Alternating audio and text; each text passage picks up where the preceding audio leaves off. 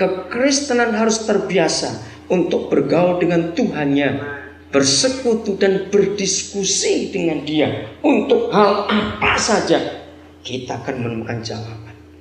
Coba saudara catat, nanti saya akan sebutkan, nggak usah dibuka. Yohanes 14 ayat 26. Ayat itu saya jadikan pegangan. Yesus berkata, tetapi penghibur itu akan datang. Yohanes 14:26 itu sungguh luar biasa. Tetapi penghibur itu, yaitu Roh Kudus, yang akan diutus oleh Bapa dalam namaku. Perhatikan fungsi yang pertama dari ayat 26. Maka Dia akan mengajarkan kepadamu segala sesuatu. Nah, ini keradikalan saya dalam iman saya kepada Yesus Tuhan saya dan firman. Lagi saya dikatakan,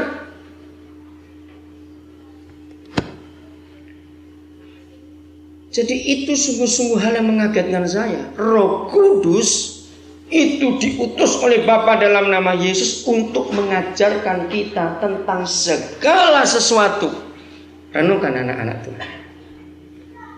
Ini radikal saya dalam iman saya kepada firman Tuhan. Maka kalau ditulis dalam firman, Roh Kudus itu diutus untuk mengajar kita tentang segala sesuatu. Saya mau tanya, Roh Kudus ngerti geologi enggak? Coba jawab. Kan orang tambang semua. Jawab, ngerti tidak? Ngerti. Roh Kudus ngerti fisika? Enggak usah ragu-ragu, saya tanya ini kok. Bukan cuma tahu, dia ngerti karena dia penciptanya. Roh Kudus ngerti ekonomi, dia ngerti akuntansi, dia ngerti fisika, dia mengerti aerodinamika, dia mengerti semuanya. Pokoknya segala sesuatu dalam dunia ini, saudara. Maka itu kalau anak Tuhan beriman kepada Roh Kudus, nggak ada orang yang bodoh di dunia. Katakan amin. Tidak ada orang yang bodoh. Kalau saudara gabungkan dengan firman malam pertama, Kejadian 11 ayat 6, saudara ingat itu, apapun yang direncanakan manusia sejak hari itu sampai kapanpun pasti terlaksana. Ada kekuatan yang luar biasa. Jadi belajarlah diskusi dengan Roh Kudus. Untuk apa saja dia akan memberi jawaban. Permasalahan akan terjawab dengan Roh Kudus karena dia ngerti segala sesuatu. Apa saja, mau soal ginekolog, soal kandungan dia ngerti. Oh, dahsyat sekali. Maka itu barang siapa di dalam Kristus dan dipimpin Roh Kudus, orang itu akan penuh hikmat dan pengetahuannya akan kekurangan. Adik-adikku, kalau engkau keluarga miskin dan orang tua nggak punya biaya untuk biaya engkau lanjut, jangan kecil hati.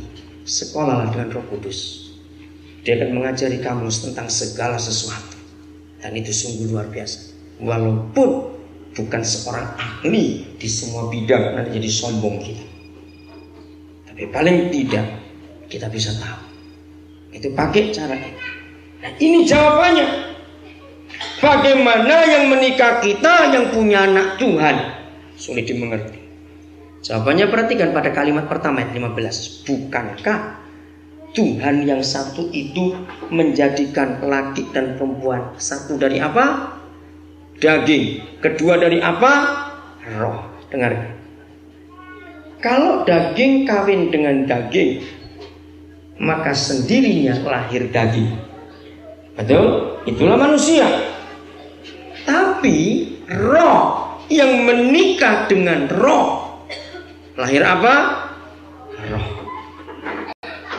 Nah, ini yang kita harus perhatikan sungguh-sungguh. Tolong yang punya anak saudara supaya itu didudukkan betul-betul.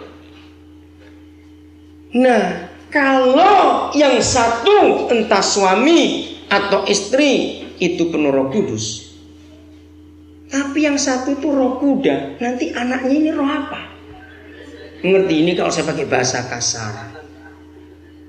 Jadi kalau rohnya tidak sama, dengar adik-adikku, engkau boleh tertawa, tapi ini perkara serius. Maka yang lahir bukan keturunan ilahi, tapi monster, saudara. Serius ini, saya tunjukkan ayatnya nanti. Jadi di dunia cuma ada dua macam manusia. Dia keturunan ilahi atau dia monster. Cuma itu saja. Kejadian 6 ketika zaman Nuh, saya ringkas saja ini karena waktu. Maka kita menemukan satu kebenaran sangat hebat di situ. Ringkas saja. Kata keturunan raksasa di bumi, ternyata cukup banyak gereja menafsirkannya bahwa itu orang baik. Tidak. Terjemahan yang betul dari beberapa terjemahan yang saya kumpulkan, ternyata Tuhan terjemahkan itu monster. Kapan lahirnya monster? Kalau ada kawin campur dan kawin ngawur, lahirlah monster itu. Saudara, saya sudah keliling lebih dari 33 negara. Dan salah satu yang saya buat waktu saya undang pelayanan, saya meneliti. Hasilnya luar biasa. Ternyata di suku bangsa apa saja di dunia, kalau pernikahannya itu nggak beres, melahirkan anak dengan 4 ciri yang sama semua. Dan inilah monster-monster itu. Maka itu hati-hati yang belum menikah. Dan kalau ada keluarga yang anaknya masuk dalam 1 atau 4 ciri ini, cepat bereskan hari ini di hadapan Tuhan pernikahan saudara, supaya monster itu dicabut dalam hidup anak itu. 1. Ciri-ciri anak monster itu dari sejak bayi kelihatan suka melawan, saudara. Kalau saudara pernah ketemu anak-anak bayi, kalau sudah marah bayi ini, harusnya minum, dia jamnya minum, tapi dia kancing mulutnya, keras sekali. Masih bayi itu. Jangan dianggap remeh. Anak ini bahaya. Dia bertumbuh dewasa, umur 2 tahun, 3 tahun, nakalnya itu aneh sekali. Nggak wajar betul nakalnya itu. Dia itu dengan orang nggak pernah takut, beraninya luar biasa. Pokoknya kelihatan sifat melawannya, ini nomor 1. Sifat melawannya, sifat berontaknya makin besar kan kelihatan. Anak monster itu sulit berkata ya, semuanya tidak. Itu jahatnya anak monster ini. Susah sekali diatur, saudara. Masih nomor 1 ini.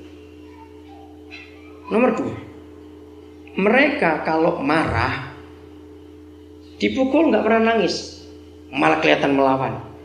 Tapi kalau nangis sebentar karena kasus sedikit aja, apa permintaan yang nggak didapat, dia nangis itu bisa bikin jengkel. Itu bisa 4 jam nggak mau berhenti, saudara. Terus kaki digosok di lantai. Ini anaknya bangsa apa saja sama cirinya. Kalau ke supermarket, ke toko-toko untuk beli apa misalnya, saya perhatikan di banyak negara, begitu nggak boleh, dia langsung guling di tanah. Wah, sudah manipulasinya pinter. Orang tua malu, anak ribut di tengah orang rame begitu, pasti dituruti. Ini roh monster itu, sudah. Kita harus lepaskan roh itu. Ini karena rohnya beda. Karena kawin campur, kawin ngawur itu tadi. Terus masih nomor 2. Begitu marah, saudara, catat ini serius. Anak bangsa apa saja, itu dia pasti jambak rambut. Kalau sudah nggak puas, dia benturkan kepalanya ke dinding. Atau kalau dia digendong oleh orang tuanya, kepalanya dia dengan kepala orang tuanya. Jangan dianggap sepele, ini anak berbahaya sekali. Saya mau tanya, pernahkah di Timika melihat ada anak seperti itu sampai ciri yang kedua? Ada tidak? Cepat jawab. Ada. Nah, perhatikan. Tanya orang tuanya, pasti nggak beres perkawinannya. Maaf saya berkata. Jangan menyakiti mereka. Kalau tanya pelan-pelan kita bimbing. Itu nomor 2. Kepala yang dimusuh. Wah, sudah. Nomor 3. Anak monster ini kalau sakit, saudara, nggak pernah ringan, langsung berat. Nggak sekedar pilek, nggak sekedar panu. Wah, sudahlah, operasi yang patah tulang. Itu dari kecil sudah menghabiskan uang orang tuanya. Kalau sakit itu nggak main-main. Kalau jatuh nggak cuma lecet. Mengerikan. Dari ciri ketiga ini, gabungan dengan ciri kedua, roh maut mengintai dia terus. Ngeri anak seperti ini, saudara. Nah, yang keempat ini paling berbahaya. Sejak kecil punya roh perusak, spirit of destruction. Dari mana kita lihat? Ada 2 cirinya. Nomor 4.